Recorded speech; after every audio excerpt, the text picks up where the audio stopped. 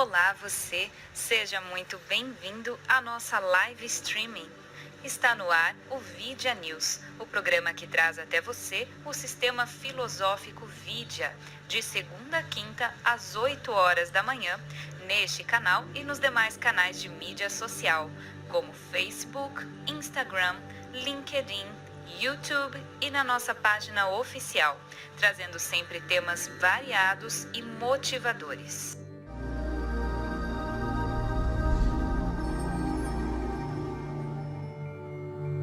Muito boa noite a todos, sejam bem-vindos. Está no ar o programa Vidya News. Estamos de segunda a quinta às 8 horas da manhã com bate-papo sobre diversos temas e nas sextas-feiras às 20 horas com entrevistas exclusivas neste canal. E hoje todos nós estamos tendo o prazer de receber aqui o meu amigo monge Satyananda Apta. O monge Satyananda Apta é a seta da ordem monástica e filosófica budista denominada Nishkama Karma. Além do budismo, ele tem formação superior em teologia e psicanálise também.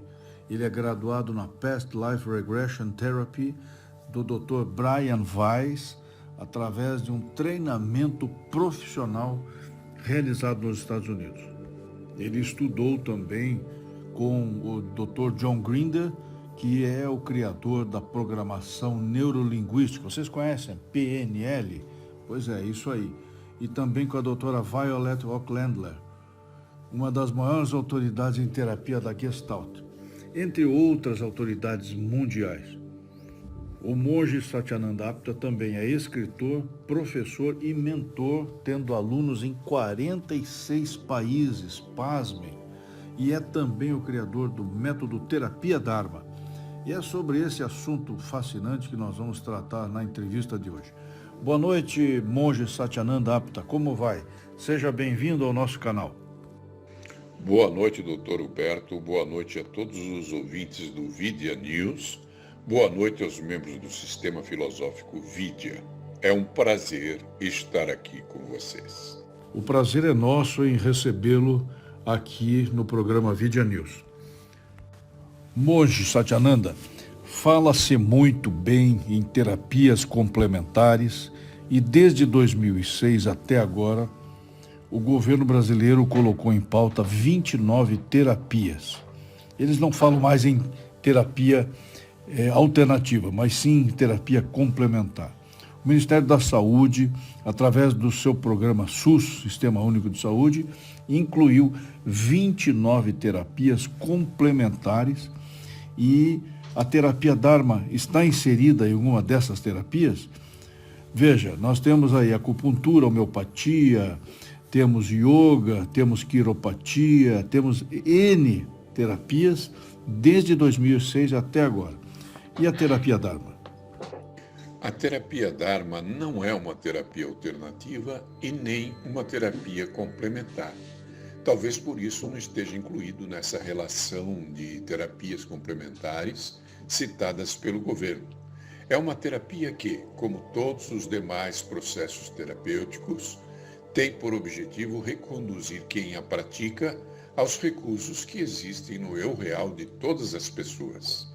A terapia Dharma é um processo terapêutico que integra os ensinamentos do budismo com o método terapêutico criado por Lester Levinson e tem por propósito ensinar um processo autoterapêutico que se constitui em uma vantagem em relação aos demais processos terapêuticos, porque depois que o paciente aprende, pode aplicar a si mesmo sem necessidade de recorrer à ajuda externa.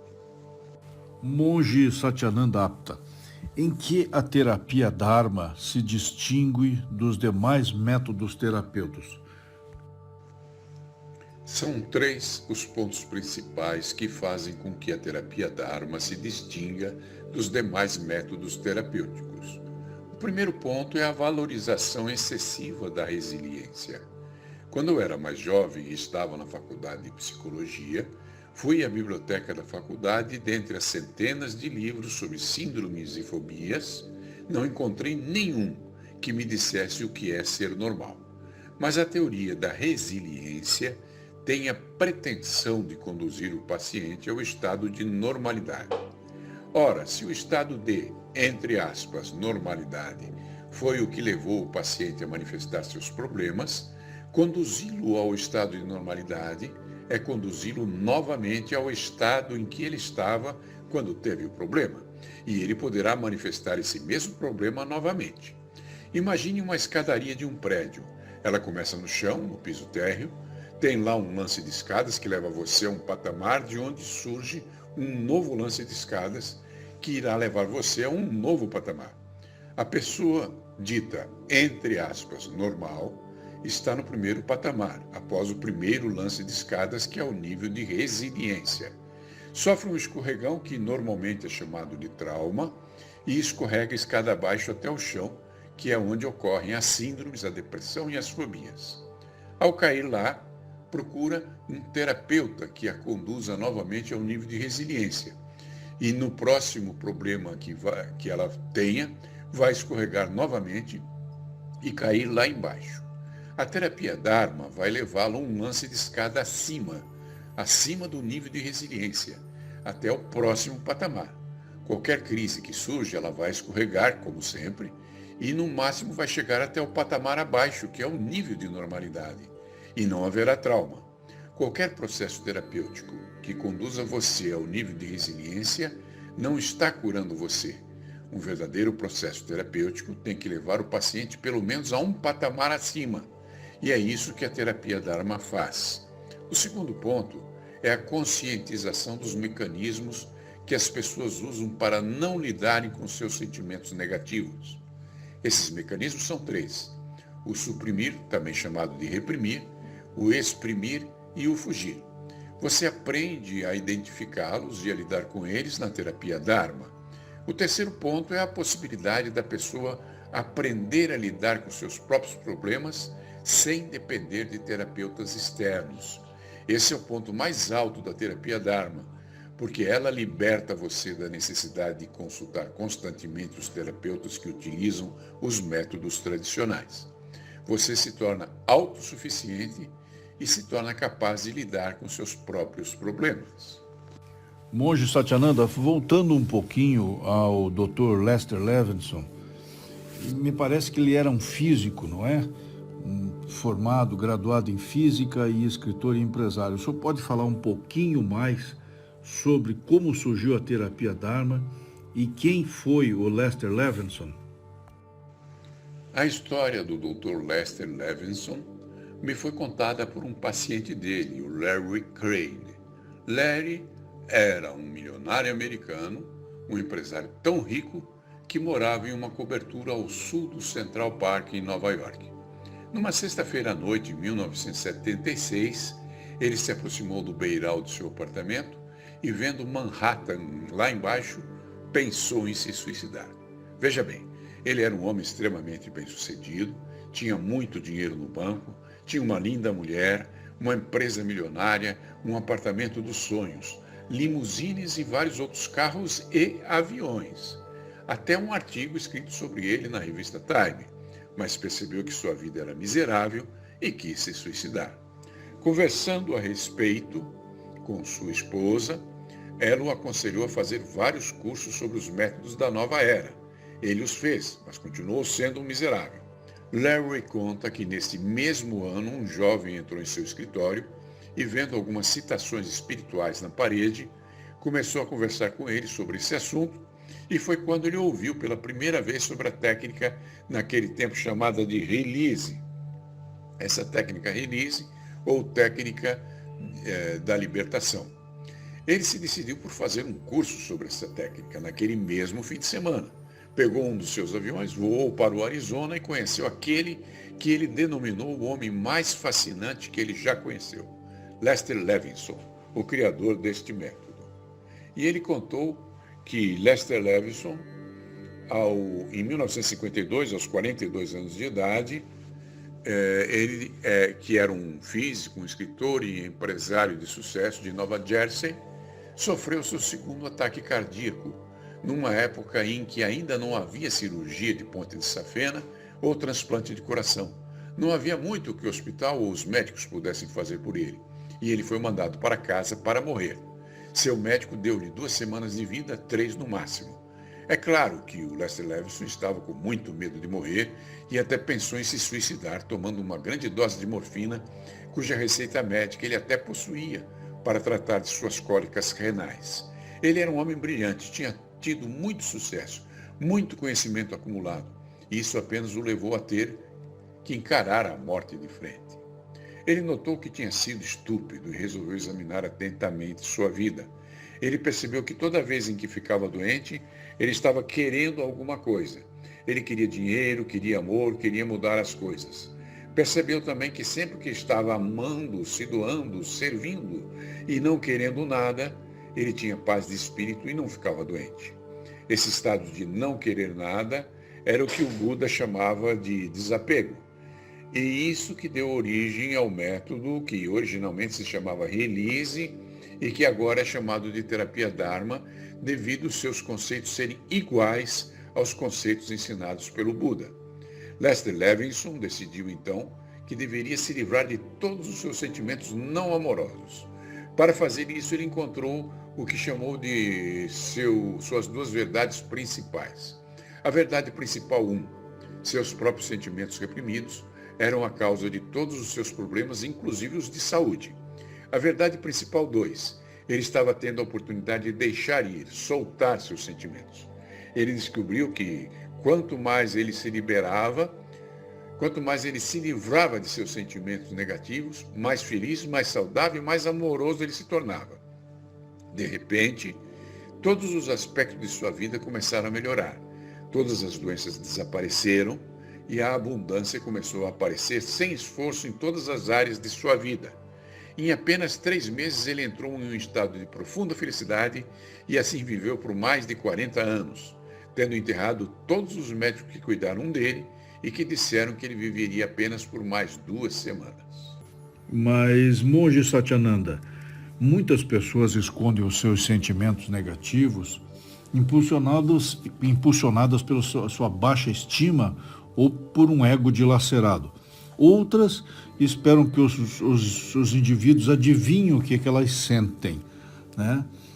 E aí a minha pergunta para você agora é: como que as pessoas costumam lidar com sentimentos negativos quando não contam com os recursos da terapia Dharma? As pessoas lidam com seus sentimentos negativos reprimindo e negando. Ao fazerem isso, elas geram irritabilidade, mudança de humor, tensões musculares, principalmente no pescoço e nas costas, dores de cabeça, cólicas menstruais, colite, indigestão, insônia, hipertensão, crises renais, alergias e outras condições somáticas. As pessoas reprimem os sentimentos negativos por culpa e medo, e às vezes nem percebem isso conscientemente. Para isso, elas recorrem à negação e à projeção. A negação produz bloqueios emocionais e impede o amadurecimento. A projeção projeta a culpa no mundo e nas pessoas ao seu redor. Culpa-se até mesmo a comida, as condições climáticas, os eventos astrológicos, os grupos sociais, as rivalidades políticas e outras causas externas. Essas pessoas se defendem se justificando dessa forma. E é isso que faz surgir os conflitos, a violência, as desordens e até mesmo as guerras. E monge Satyananda, por que é tão difícil identificar a causa das nossas emoções, negativas especialmente? Porque das positivas nós sabemos, ganhando na loteria eu estou muito feliz, encontrei uma nova namorada, estou feliz, mas e as sensações e as emoções e percepções negativas? Por que é tão difícil identificar isso? Os sentimentos negativos são difíceis de se identificar porque são reprimidos de forma inconsciente. As pessoas não querem lidar com eles e os reprimem tanto que eles não são mais recordados, mas estão lá no inconsciente e podem causar todo tipo de trauma. É o que acontece, por exemplo, com as crianças que são violentadas na infância. Elas não lembram mais dos fatos que ocorreram, suprimem isso de suas mentes, mas esses fatos reprimidos ainda estão no inconsciente e causam traumas. Quando o bebê nasce, ele possui uma neurolinguagem que é natural nos bebês de todo o mundo. Não importa onde eles nasceram. Mas com o tempo, quando aprendem a linguagem de seus pais, eles não pensam mais através de percepções. Seus pensamentos se exprimem em palavras. É por isso que na terapia Dharma não se trata de aprender algo novo, e sim de um processo de desaprendizagem, onde a pessoa solta e desaprende os condicionamentos da infância. E monge Satyananda, uma outra questão. Não importa se a gente está animado, frustrado ou triste, é necessário expressar os sentimentos de maneira como a gente achar mais confortável, ou nós devemos fazer como a sociedade inteira, camufla tudo o que sente, o que pensa? O que o senhor acha? Freud apontou que suprimir sentimentos negativos era a causa da neurose. Isso fez com que muita gente pensasse que expressar os sentimentos e as emoções seria a solução. Mas ao expressar os sentimentos negativos, você consegue apenas uma pequena diminuição da pressão interna. E isso acaba por fazer com que você não lide com o restante de seus problemas. Quando você expressa seus sentimentos, você os propaga e dá a eles mais energia, o que faz com que o resto dos sentimentos envolvidos nisso sejam suprimidos para fora de sua consciência. O que Freud realmente ensinou é que o sentimento reprimido devia ser neutralizado ou sublimado, transformando-se em impulsos construtivos de amor, trabalho e criatividade. Processos de fuga consistem em evitar os sentimentos por meio da distração. Tais pessoas evitam dessa forma uma maior tomada de consciência interior, e esse é um mecanismo que causa dependência, mas é socialmente tolerado. Por exemplo, as pessoas se dedicam a assistir televisão todas as noites, e isso causa uma dependência, um vício nelas. E isso as impede de se socializarem com a família, as coloca na busca frenética de alguma atividade que as impede de lidar com si mesmas. Passam a frequentar socializações intermináveis, dedicam longas horas ao celular, são consumistas natas, saindo para compras sempre que podem, comem muito e às vezes têm o vício do jogo ou de ir a bares para beber. Isso também causa doenças físicas e emocionais, envelhecimento precoce e morte prematura.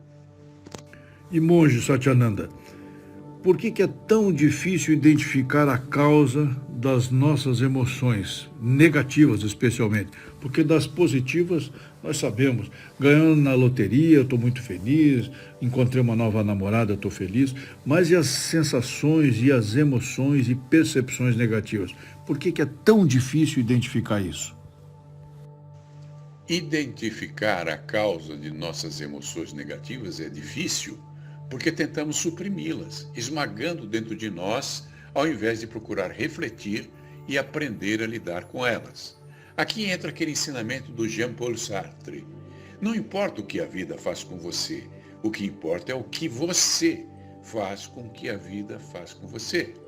A terapia Dharma é a solução ideal, porque ensina a soltar as emoções negativas, começando pelas pequenas e aplicando o método reiteradas vezes até que possa perceber os mecanismos que fazem essas emoções negativas se manifestarem. As causas das emoções negativas, quando manifestas, quando descobertas e quando são soltas, libertam você definitivamente delas. A transformação pessoal é tão profunda que as pessoas que convivem com os pacientes notam isso e dizem a eles coisas assim: nossa, você mudou. Você percebe que você mudou? Monge Satyananda, muitas pessoas estão cansadas da terapia tradicional, de ir a um consultório, deitar num divã e ficar falando 1 hora e o terapeuta atrás, naquele método tradicional freudiano. E muita gente acha que ir ao psicólogo significa que você não está bem da cabeça, que você está em desequilíbrio. Qual é a diferença do método terapêutico da terapia Dharma para a psicoterapia convencional? A principal diferença entre a terapia Dharma e o método terapêutico tradicional é que a terapia Dharma é um processo de autoterapia em que o paciente aprende a ser o terapeuta de si mesmo. Ele aprende a soltar os sentimentos negativos e, com isso, solta os condicionamentos que causam os sentimentos negativos, encontrando uma nova maneira de viver. Bem, meus amigos, estamos chegando ao final de mais um programa Vidya News e eu gostaria de agradecer muito a presença do ilustre convidado, monge Satyananda Apta, que pôde nos agraciar com a terapia Dharma e as suas contribuições para transformar positivamente as nossas vidas e alcançar a realização pessoal e espiritual. Por isso eu gostaria de deixar com a palavra agora o monge Satyananda Apta e as suas considerações finais e o agradecimento aos nossos ouvintes. Como um recado final, eu gostaria de dizer aos ouvintes que a felicidade e a realização pessoal está ao alcance de todos. Você é um ser perfeito. O Buda dizia que o estado búdico está presente em todas as pessoas. Se você não percebe essa perfeição em você, se você não consegue lidar com seus sentimentos negativos, se você precisa descobrir uma razão para viver, descobrir sua missão de vida, a terapia Dharma é uma grande oportunidade que a vida oferece a você. Nada acontece por acaso. E se você ouviu este programa, convido você a pensar seriamente a respeito de sua própria vida. Até porque, se você chegou até aqui, talvez este recado tenha sido direcionado exatamente para você. Dê essa oportunidade a si mesmo. O atendimento é feito online para qualquer lugar do Brasil e até para outros países do mundo. Então, mais uma vez, eu quero agradecer ao meu amigo monge Satyananda Apta e espero poder encontrá-lo aqui numa próxima oportunidade para nós falarmos sobre outros temas dos quais ele tem grande habilidade e capacidade para falar. Muito obrigado ao senhor e muito obrigado a todos os nossos ouvintes e até a próxima entrevista. Um abraço.